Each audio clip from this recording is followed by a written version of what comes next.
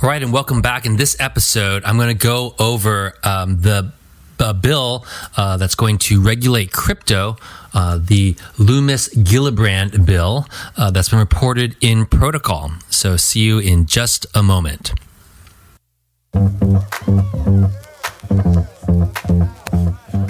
Welcome to Assembly Unfiltered. I'm your host, Satchel, and co-founder of Assembly, the Learn to Earn platform. Assembly Unfiltered is a podcast about democracy, privacy, blockchain, politics, leadership, company culture, crypto, security, and startups. It's meant for anyone who believes that all of us are living in challenging, turbulent, and even exciting times. We're living in a moment ripe for dramatic change. We envision this as a podcast for our tribe, people who share an interest in how all these threads weave together for better communities.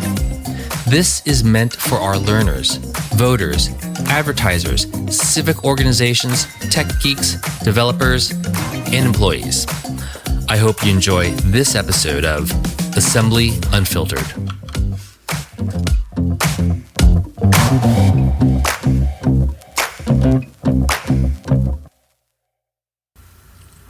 All right, so we're going to go over very quickly the highlights according to Protocol in their article, Crypto's Big Win, the Loomis-Gillibrand bill puts the CFTC in charge, and go over some of their recommended regulations.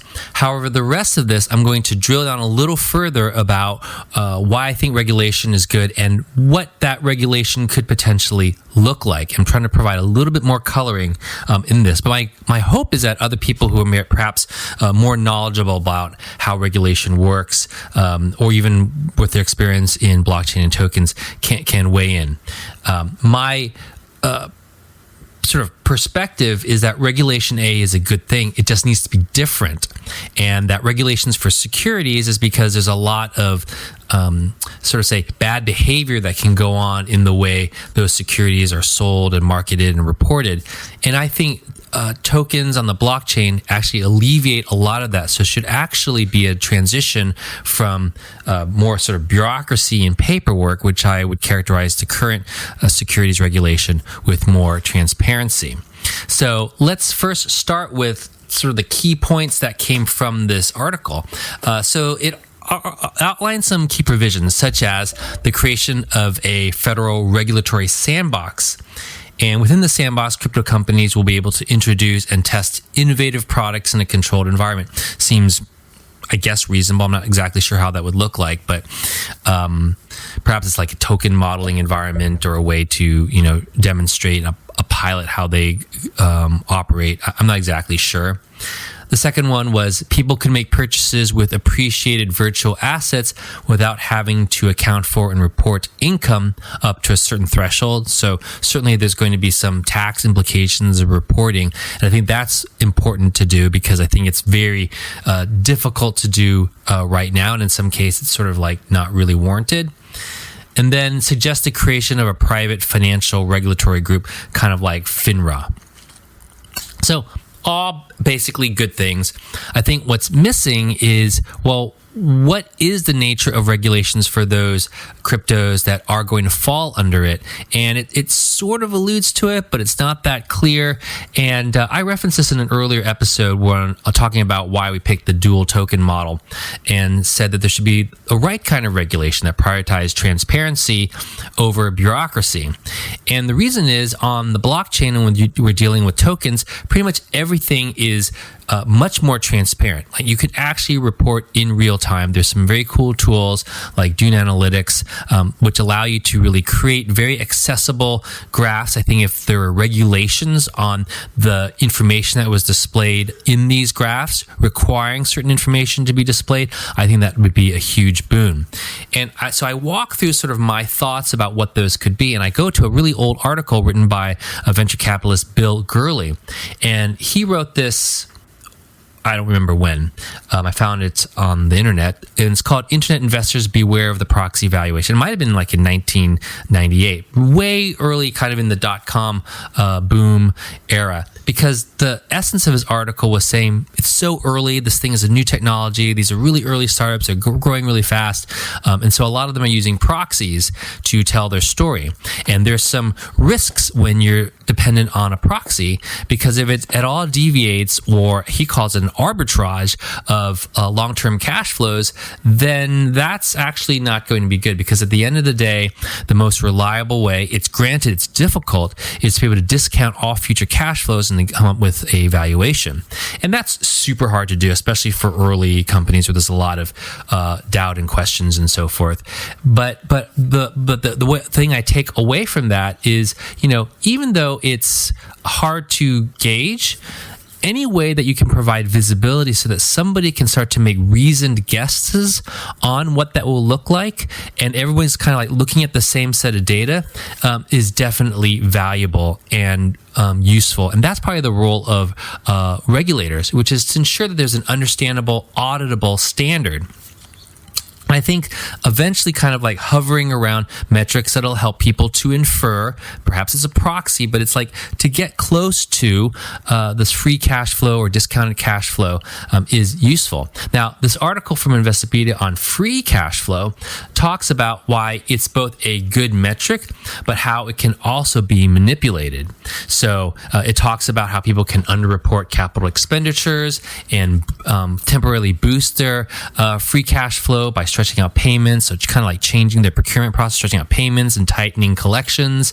Another way they can do it is manipulating receivables, so calling receivables for a delayed cash settlement, but then still reporting that as revenue. So all of those things are really tricky. And I think that that's legitimate why regulators should be stepping in, is they're trying to provide that information, but they're also trying to provide laws to limit that unnecessary manipulation.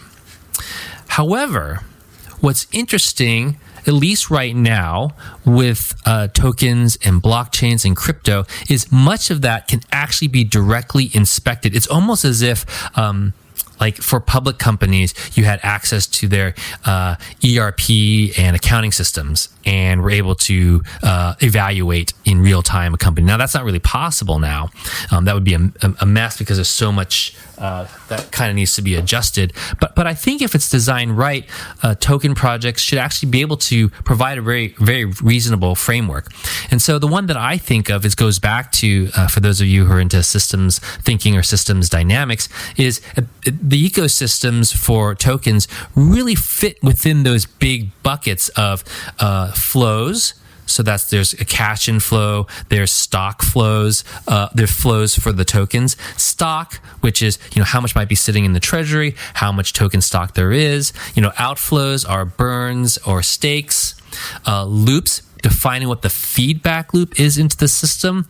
So, for example, we use a burn mint equilibrium, so that has a loop feedback. And then what are the formulas or the algorithms that are determining, say, either the rate of burn or the rate of mint, or how much gets allocated to tokens out of the treasury? Like, all those things can start to be provable. And so once you do that, I have a little diagram which just shows if you could start to draw out the basic stock and flow, it gives people a high-level concept of the system dynamics of your token. So let's take a look here at the kind of information that we would be comfortable, because it's already going to be on chain. It's just the regulators would just need to say it needs to be in this format. Hopefully it's lightweight, so it doesn't create more bureaucracy, but they're really trying to encourage a standard for how to report and to understand the definitions of what's being reported. So in our case, someone will be able to tell the cash spent by advertisers on the network, because in order for them to spend on the network, they have to prepay some budget amount, and that varies by the amount of spend and how large they are and the state of our business. And they generate learn tokens. So those learn tokens will be on chain. So as if anybody can run a metric on, well, how many learn tokens were minted, they know immediately how much cash was put into the system. Now, do we have access to that? No, because we have a performance-based ad model. So we don't actually earn the money until the learn tokens have been dispensed and consumed. But that's also available on chain. So people will be able to see what the amount of cash that's been imputed back to the business when they see these learn tokens sort of being consumed when the ad gets consumed. So when, in our case, those learn tokens get consumed when an ad is viewed by a viewer, and some percentage of those tokens are given back to the viewer, the learner of the ad, as an incentive for them to participate in our micro courses in the Learn to Earn protocol. And then the rest of the cash that was spent is technically released into our treasury for us to spend. But the rest of it remains sort of locked in their account until those Learn tokens are then released.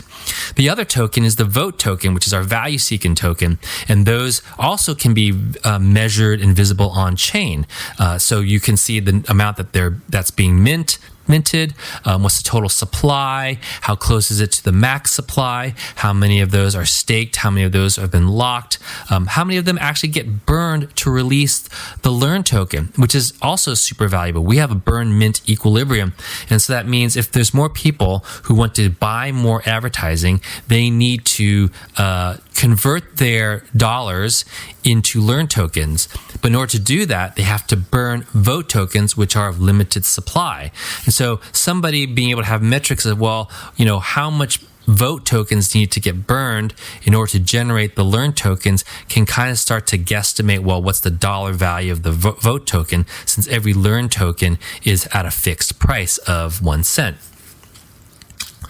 We also can give people a sense of the nature of the business in a more transparent and honest way. So we'd be able to display the number of KYC'd learners, the people who are actually going to be engaging with the ads.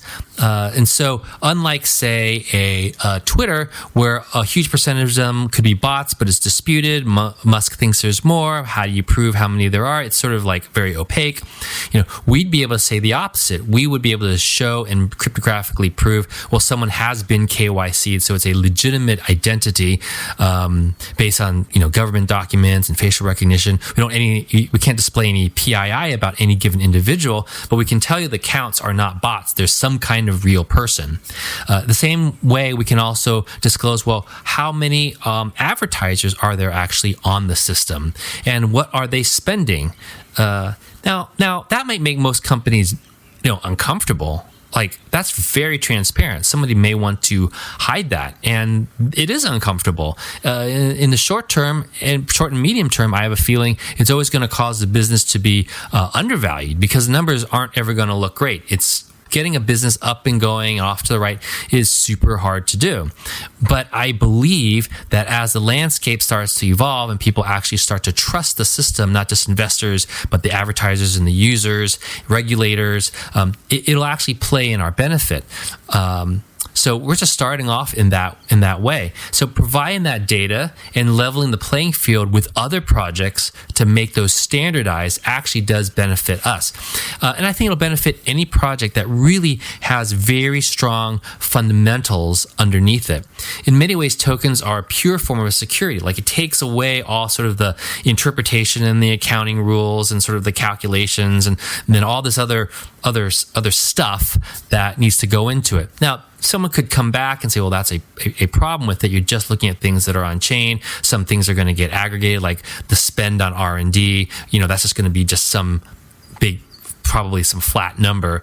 But, as things mature and we're like maybe paying people transparently in a mixture of cash and tokens or something, that might become more visible on chain. I'm not really sure. I think this is really a wide open space where it's totally transparent. But if that's the direction that we're going, which is, hey, show some transparency, let's not overdo it. Let's look at the basics in a framework. We want to know that there's money coming in. We want to have some visibility and money going out. We want to have some visibility into the nature of your token supply. What's the value-seeking token?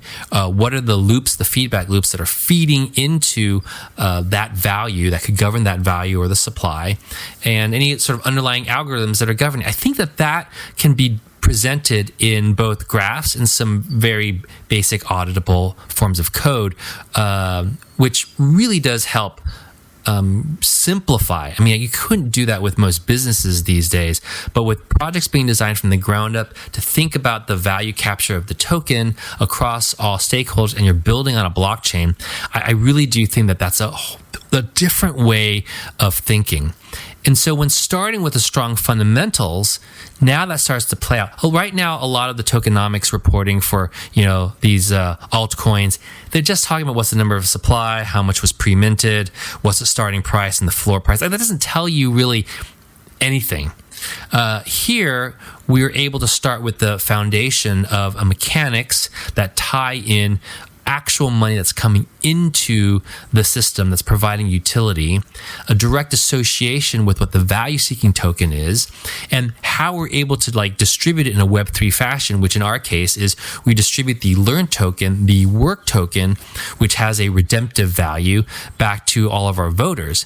And so the learners, so it's large margins, we have a large growing market that's in the billions, and that mechanism is very direct and visible. So I believe that gives a really good starting point. So to me, when looking at regulation, my takeaway is as long as it's geared towards being lightweight, standardized, and there's transparency around basic economic framework of what a meaningful enterprise is. It means it should capture money, should spend less than it's taking in, and there should be some way that all parties are being rewarded in relationship to their ownership and participation in the token. So this is going to continue to be a real big point of discussion. For me, this is just the opening salvo, and really would love to hear from other people. So if you have comments, you can come and look at the